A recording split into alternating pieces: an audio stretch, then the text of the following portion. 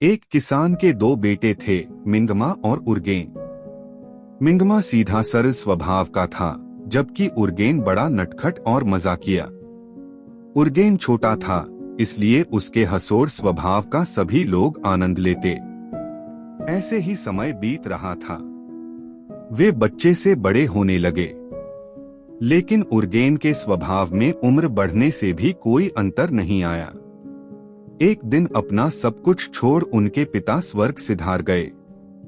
मिंगमा के ऊपर घर की सारी जिम्मेदारी आ गई। खेतों की जुताई बुवाई करना, जानवरों की देखभाल, उनके चारे की व्यवस्था करना, गौशाला की सफाई करना, एक साथ कई काम अब उसके कंधों पर आ गए थे, जिसे दिन भर करते करते वह बहुत थक जाता। बड़े बेटे पर कार्यों का बोझ देखकर माँ परेशान होती। एक दिन उन्होंने उर्गेन को बुलाकर समझाते हुए कहा, देख बेटा, तुम्हारा बड़ा भाई काम के बोझ में दबा रहता है। इस घर के कार्यों के प्रति तुम्हारा भी कुछ फर्ज बनता है। वह घर और बाहर के कार्यों में इतना व्यस्त रहता है, उसके पास उठने बैठने तक की फुर्सत नहीं है, इसलिए उनके कार्यों में से कुछ की जिम्मेदारी तुम अपने हाथों ले लो। काम न करके यहाँ वहाँ घूम घामने से तुम्हारा जीवन कब तक चल पाएगा? माँ की बातों को सुनकर उर्गेन ने कहा, माँ, मुझे यह काम करना ठीक नहीं लगता। भाई इन कार्यों को भली भांति कर लेते हैं, इसलिए उन्हें करने दो। फिर तुम तो जानती हो, पिताजी भी तो अकेले इन कार्यों को करते थे। उन्होंने तो कभी इस तरह की कोई शिकायत नहीं की थी। माँ को अपने बेटे से बहस करना ठीक नहीं लगा। उन्हें लगा कि एक आध दिन में शायद समझ जाए, इसलिए उन्होंने बात को वहीं छोड़ दिया। एक दिन घूमकर उर्गेन घर लौटा। बाहर से ही जोर से आवाज लगाते हुए कहने लगा, माँ, बहुत जोरों की भूख लगी है, भात परोस दो। उसके इस व्यवहार से माँ को बहुत गुस्सा आया। उन्होंने कमरे के भीतर से कहा, तुम्हारी कमाई रखी है यहाँ, पहले कुछ कमा कर दिखाओ, उसके बाद हुक्म चलाना। अपनी सरल सहज माँ के मुंह से ऐसी बात सुनकर उर्गेन को यकीन नहीं आया, क्योंकि आज से पूर्व उसने अपनी माँ को कभी इतना क्रोधित नहीं देखा था। उसकी सारी भूख जाती रही, उसका सारा उत्साह भी जाता रहा। उसे लगा जैसे माता पिता का प्रेम भी बच्चों की कमाई पर निर्भर करता है, वरना माँ ऐसी बात क्यों कहती। उसका मन बड़ा उदास हो गया। उसे ध्यान आया, भैया के घर लौटने पर माँ कितना गरम गरम खाना परोसती है। भाई को गरम गरम भोजन प्यार दुलार के साथ और मुझे जलीकती। अब उसका दिल घर पर रहने का नहीं हुआ। उसने अपने कंधे पर कंबल डाला और घर से निकल पड़ा। माँ का मन भी दुखी था कि उसे सख्ती से पेश आना पड़ रहा है, पर उसके पास अन्य उपाय भी नहीं था। उसने सोचा, उर्गेन खेतों की ओर जाएगा।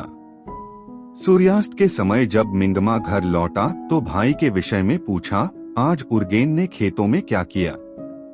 भाई ने कहा, वह खेतों की ओर आया ही नहीं, कुछ करने का तो सवाल नहीं उठता। मिंगमा के मुख से ऐसा सुनते ही माँ का दिल बहुत ज्यादा घबराने लगा। उसे कुछ अच्छा नहीं लगा।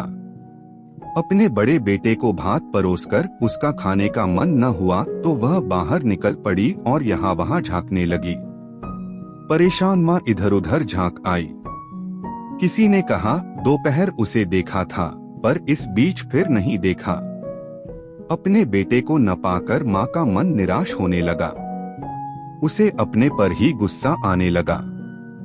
उधर उर्गेन पहाड़ी की ओर जा रहा था। रास्ते में उसने संतरे वाले से 4 संतरे ले लिए थे। अब तक उसका गुस्सा शांत हो चुका था और भूख बहुत बलवती।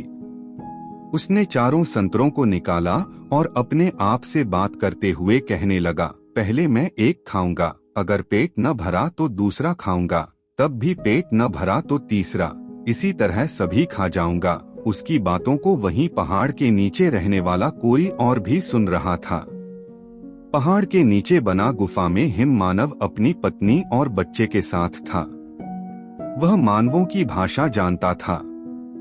उसे लगा ऊपर बैठा मानव उसे और उसके परिवार को खाने की बात कर रहा है। भयभीत होकर उसने अनुनय भरे शब्दों में विनती की, कृपया मेरे परिवार को किसी तरह की कोई हानि न पहुंचाए। मैं इसके बदले में आपको एक जादुई छड़ी दूंगा। यह आपकी केवल भूख नहीं, वरन आप इससे जो भी मांगेंगे वह सब आपको मिल जाएगा। यह आपको मालामाल कर देगी। इतना कहकर उसने गुफा से एक छड़ी ऊपर फेंकी और कहा, इसे घुमाते ही आप जो कहेंगे वह आपको मिल जाएगा। उर्गेन ने छड़ी को पकड़ा और साहस करके कहा, ज्यादा मेरे साथ चालाकी नहीं करना, वरना ठीक नहीं होगा। इतना कहकर वह वहां से भाग निकला। असल में वह उस अज्ञात प्राणी की आवाज से ही बहुत घबरा गया था, इसलिए वहां से तुरंत भाग गया। शाम ढल चुकी थी। उर्गेन का घर पहुंचना आसान नहीं था, इसलिए बुआ का घर वहां से करीब पड़ता था। वह वहीं चला गया। फुफेरे भाई को देखकर उर्गेन ने छड़ी की सारी कहानी कह सुनाई। छड़ी की जादुई ताकत को सुनकर फुफेरे भाई का मन बड़ा ललचा गया। वह उसे पाने की योजना बनाने लगा। रात को थके हारे उर्गेन ने जैसे ही सिरहाने अपना सिर रखा, तुरंत खर खर कर वह खर्राटे भरने लगा। फुफेरे भाई ने इस अवसर का लाभ उठाया और सिरहाने पड़ी उसकी छड़ी को उठा लिया। बाहर आकर जैसे ही उसने छड़ी से अशर्फियों की मांग की तो अशर्फियों की बरसात होने लगी। अशर्फियों की खनकती आवाज से उर्गेन के जग जाने के भय से उसने तुरंत छड़ी को बंद करने का आदेश दिया। छड़ी पाकर वह बड़ा प्रसन्न हुआ। उसने उस छड़ी के स्थान पर दूसरी छड़ी रख दी। अगली सुबह अपनी छड़ी को उठाए उर्गेन बहुत तेजी से अपने घर को चला और मन ही मन वह कल्पना करने लगा कि माँ छड़ी के चमत्कार देखकर उससे कितना खुश हो जाएगी। स्थिति दोबारा पहले सी सामान्य हो जाएगी। ऐसी कल्पना करते हुए घर के बाहर से ही चिल्लाते हुए माँ को आवाज देने लगा। घबराकर माँ बाहर निकली। रात भर उर्गेन के न लौटने से माँ बहुत चिंतित थी। उसे देख उनकी सांस में सांस आई। उर्गेन को पुनः बचकानी हरकत करते देख माँ बहुत निराश हो गई और जब छड़ी ने भी उसके अनुसार कोई परिणाम नहीं दिखाया तो उर्गेन अपनी माँ की नजरों में और ज्यादा निकम्मा हो गया। वह लौटकर उसी पहाड़ पर गया। उसके आने की आहट से हिम मानव घबरा गया। उर्गेन ने सारी बात कह सुनाई कि यह छड़ी जादुई नहीं है, तुमने मेरे साथ चालाकी की है। हिम मानव बहुत विनीत भाव के साथ कहने लगा कि मैंने कोई चालाकी नहीं की है।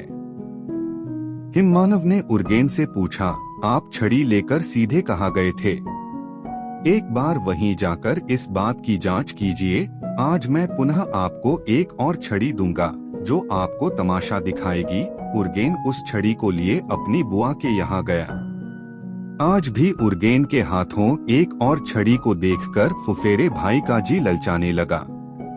उर्गेन को देखकर वह बहुत घबरा भी गया था, परंतु उर्गेन का व्यवहार अपने प्रति सामान्य देखकर वह निश्चिंत हो गया और उस नई छड़ी के संबंध में जानने की जिज्ञासा व्यक्त करने लगा। पिछले दिन की भांति छड़ी को अपने सिरहाने रखकर जब उर्गेन सो गया तो फुफेरे भाई ने उसे चुपचाप उठा लिया और उसको तमाशा दिखाने का आदेश दिया। आदेश का तुरंत पालन हुआ और वह छड़ी फुफेरे भाई के ऊपर छड़ियों की बरसात करने लगी।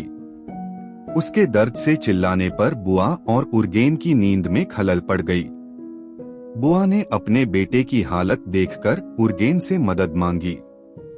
उर्गेन को बात समझते देर नहीं लगी। उसने तुरंत कलवाली छड़ी की मांग की। मार से मुक्त होने के लिए वह तुरंत छड़ी ले आया। उर्गेन अपनी जादुई छड़ी लेकर घर लौटा। अपनी माँ को जब उसका जादू दिखाया तो माँ बहुत खुश हुई। माँ ने कहा, अगर मैं तुम्हें नहीं डांटती तो तुम यह सब कैसे प्राप्त करते? तब माँ ने उर्गेन से कहा, माता पिता बच्चों के दुश्मन नहीं, उनके शुभचिंतक होते हैं। उन्हें सही राह दिखाने के लिए कभी कभी उन्हें कटु होना पड़ता है। उर्गेन अपनी माँ की बातों को समझ गया था। अब उनके परिवार में किसी चीज की कमी नहीं थी। वे गरीबों और जरूरतमंदों की सहायता करते और सुख से रहने लगे।